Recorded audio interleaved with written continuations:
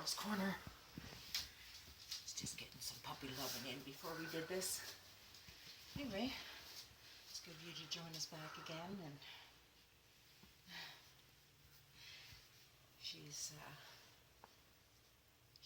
new love in my life. We have her, and we have an old man we call Tigger. He's a little palm, and he's got one eye. He was a rescue, and we have little Tinky Bell that you've seen in quite a few videos, and she was a rescue. And it's just nice to have them around. We got a couple of cats. One's fairly large. The grandkids lovingly call her Booby, but her name is Hoobie. And then we have one that's called Little Sister. And they love to hate each other, but it seems to work. Anyway, today I'm going to show you a little bit about some beading. And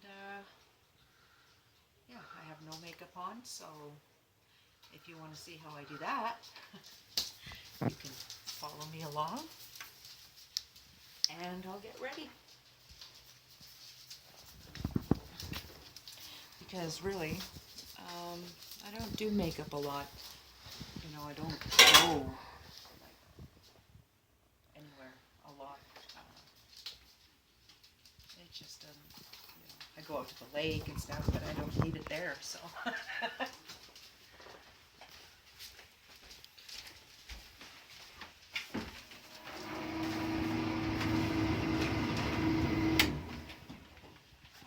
So this is it here. My daughters dive into this every once in a while because they know Mom has the good stuff. And mine doesn't really take all that long to do. Because really, I'm a no fuss kind of gal. And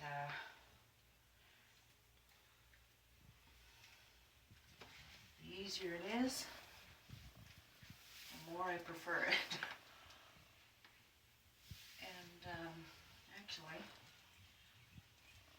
many years ago, I used to sell Avon products.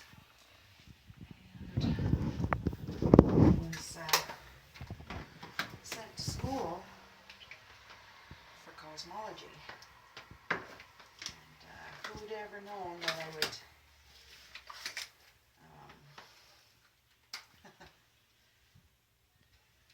be doing this 30 years later? I didn't.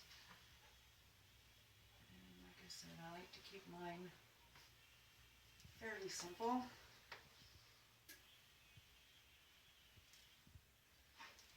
I don't do a lot of fuss and muss. And here's a really neat thing about lipstick.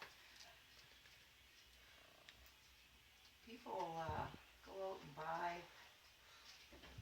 you know, all the stuff to put on your lips and make sure your lipstick stays and it doesn't smudge. But what you can do is you have, say, a reddish shadow, and you just dab it over top.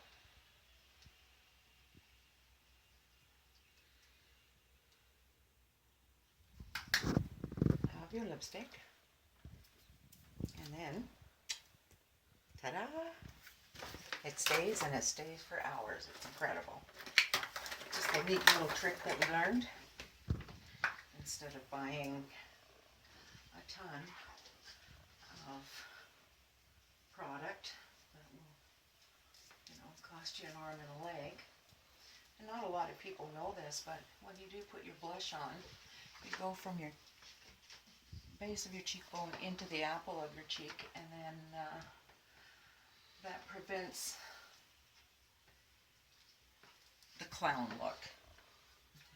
You know how people, you know, they always rub. That doesn't happen when you do that. Blending is the key.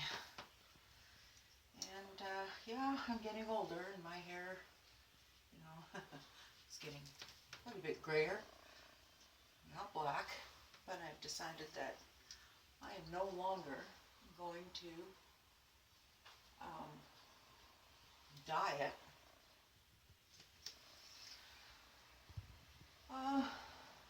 It just seems that the more comfortable I am with me, the more that I let the natural take over. But when I'm doing YouTube videos and, you know, if we're going out somewhere special for dinner or something like that, then I like to wear a little makeup, and of course on camera it shows a little more. You know, my face is a little more prominent. So, I do. And a little known fact about eyeliner as well is, you know, a lot of people put it right around their eye, and here's a little trick. If you want that wide-eyed look, all you do is you start from the corner and you go halfway into your eye. And then if you want to add a little lash in here, that opens your eyes right up. And ta-da! That's me in makeup.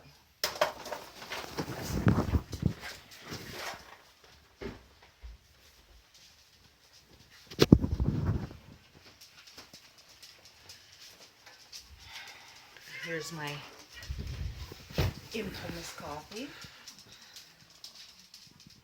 that my wonderful daughter made. Coffee press.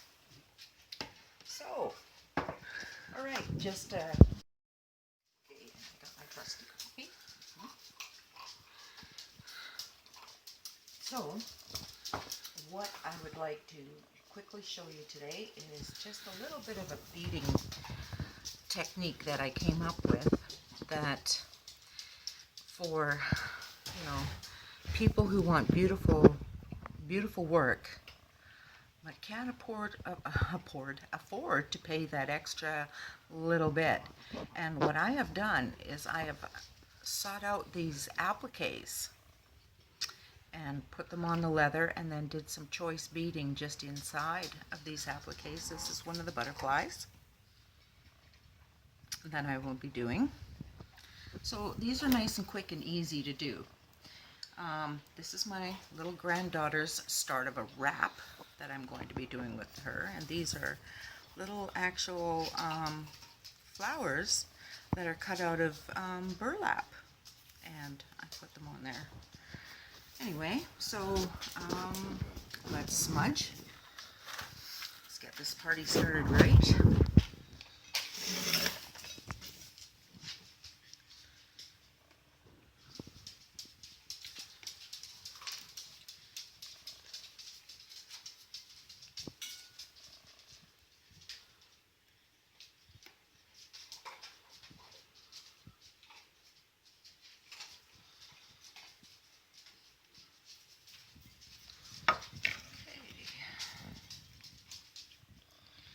So, what you will be needing, first off, is a non-chewed piece of leather. Right now I'm doing slippers, so if you just want to practice, this is a really good way to do it. Usually I put the applique on the leather with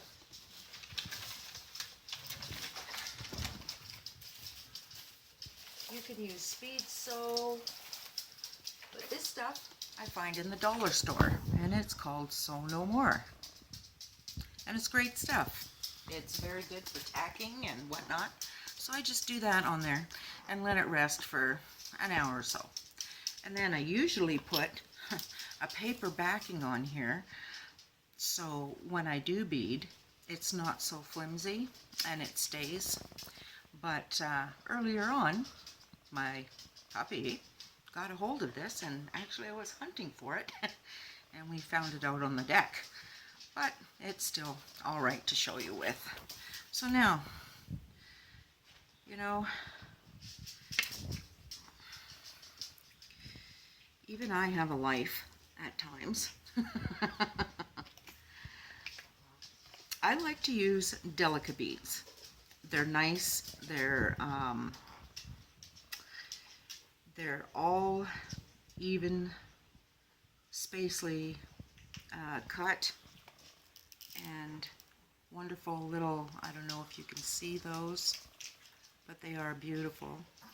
And they have a luster all to their own. So what I do if I'm working with something as simple as this is I like to load up my needle, and I use Japanese beading needles, and I order them in.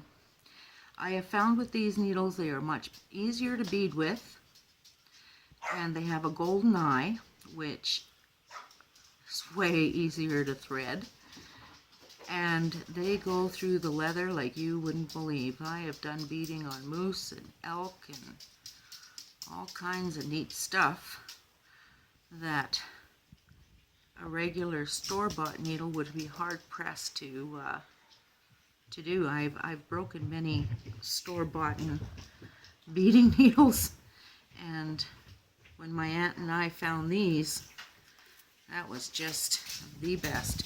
So now I had it loaded up, and there's about that line there. So you want to take it and hold it to about where it's going to come, go down in. So you put your thread.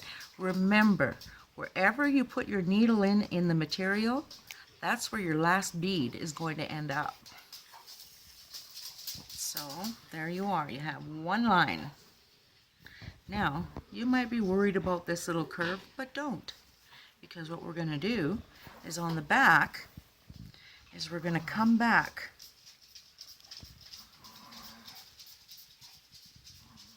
right up inside where the gold is. See that? And then you're going to start securing your work. Every 2 or 3 beads, you might want to,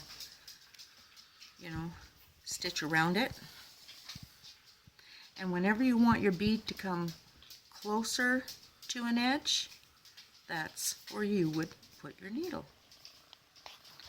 So this is just a nice little quick, like I said, easy technique to get you started, and some ideas, because if you start on appliques,